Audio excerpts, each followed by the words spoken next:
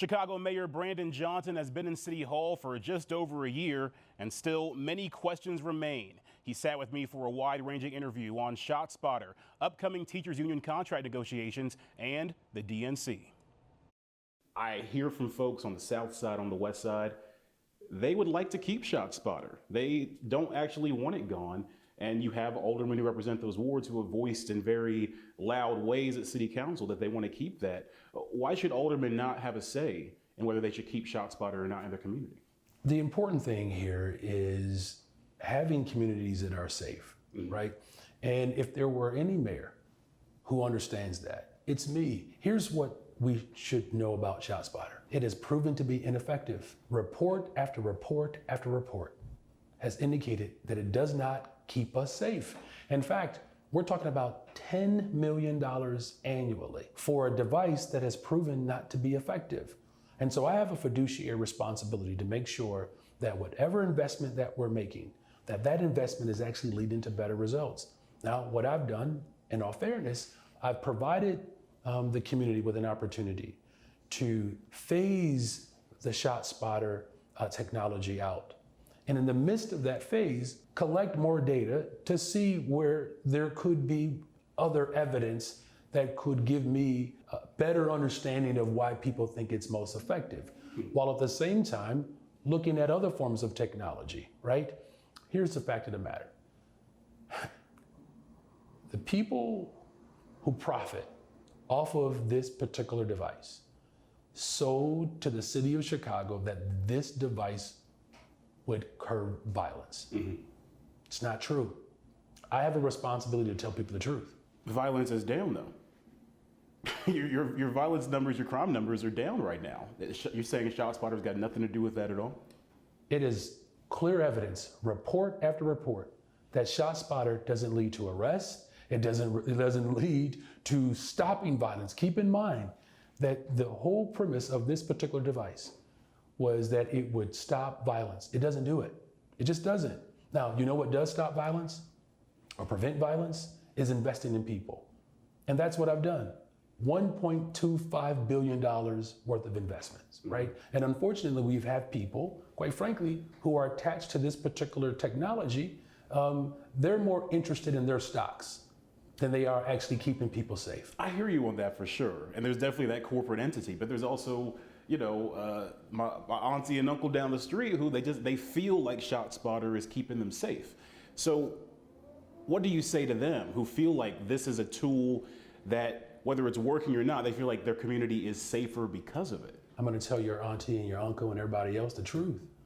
To have a feeling about a form of technology that has proven that it does not lead to the results in which it was sold to the people of Chicago, shame on that company for playing to the real tragedy and the harm and the trauma and the devastation of violence.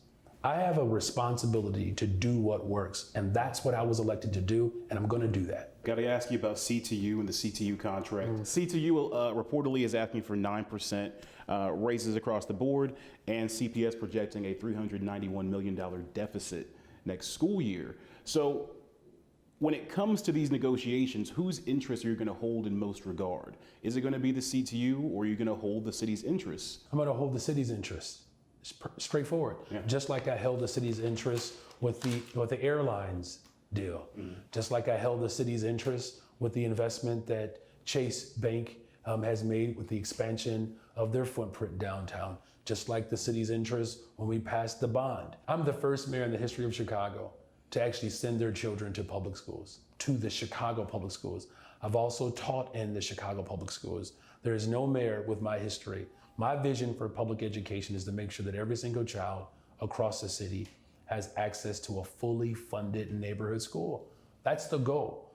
And so I'm in a unique position as a parent, as a former educator, and as someone who is deeply tethered to the labor movement. Now, if people want to reduce this to a conversation between CTU and CPS, then they need to get to know me better.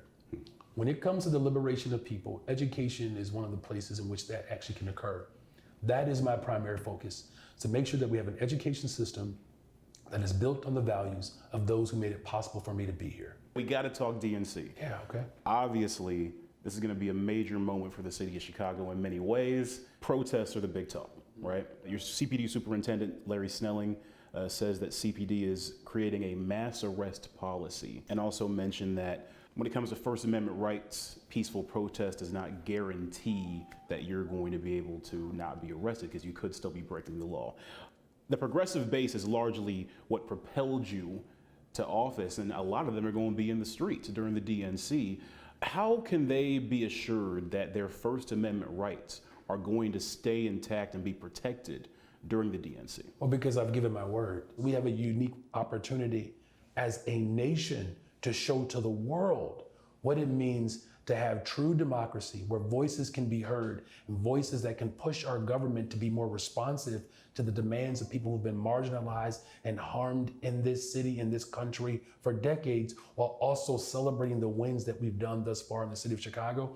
I think it's a unique collision of faith and labor and activists, political leaders, businesses, corporations, the philanthropic community, everyday people, all of us coming together to demonstrate what a better, stronger, safer Chicago could look like.